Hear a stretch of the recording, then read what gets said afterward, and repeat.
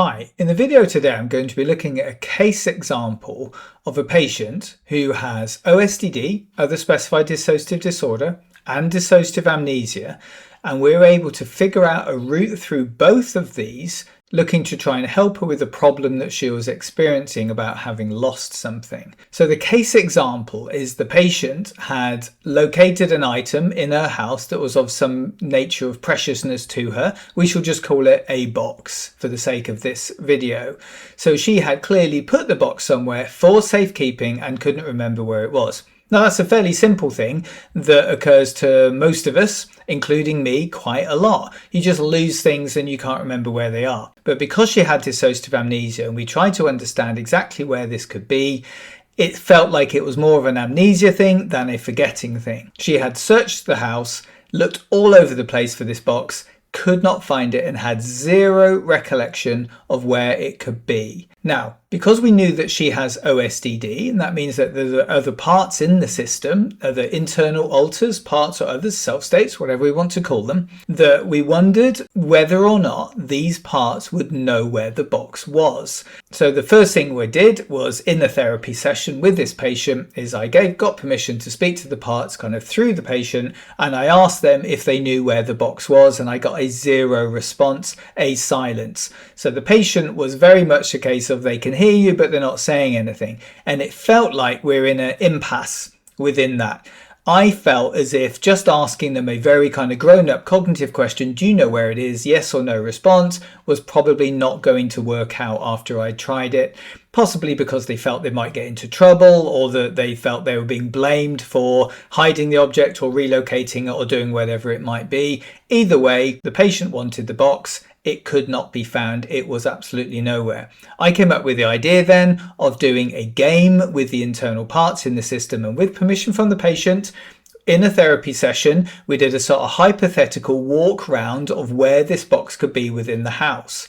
What I did is I asked the internal parts to reflect a hot response if she was getting close to where the box might be, and a cold response if she was getting further away from the box maybe, so it turned the whole thing into a game. My theory was that the internal parts knew exactly where the box was because they weren't subject to the same level of dissociative amnesia as the patient, but they weren't going to tell us straight away for those other reasons. So I felt like making it a game, working on the basis that the internal parts are likely to be quite young, likely to be quite childlike in some form or another as related to her trauma history, that was the way to go. What she did then was she started a narrative of kind of imagining walking around the house. So let's say she might say, I'm walking through my kitchen and I'm looking in the kitchen cupboards. I would ask the internal parts, is she hot or is she cold? And the internal parts said cold, cold, cold.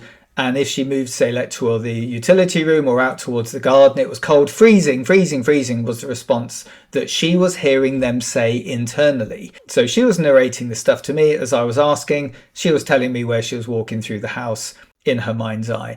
Goes into the lounge, goes into the hallway, starts getting warmer, warmer, warmer, but not hot. She walks around, goes up the stairs, warm, and then starts getting colder as she's going in towards the upstairs rooms in the house, walks back down the stairs, warmer, warmer, warmer.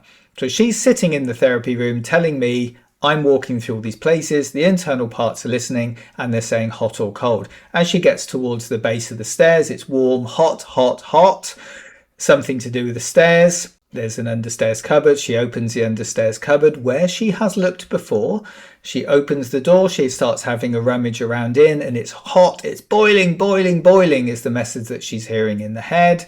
And lo and behold, there is the box in a place where she has previously searched but did not see. And now the box is there evident for her to see. And she's able to retrieve the box when she got home, working on the basis that what she was seeing in her mind's eye was what was correct. In the subsequent therapy session, she came back and said she went straight home. She went to the understairs cupboard and there was the box. And she was absolutely certain that A, she had searched that space previously and could not have found it. And B, she had absolutely no recollection whatsoever of putting the box in that space.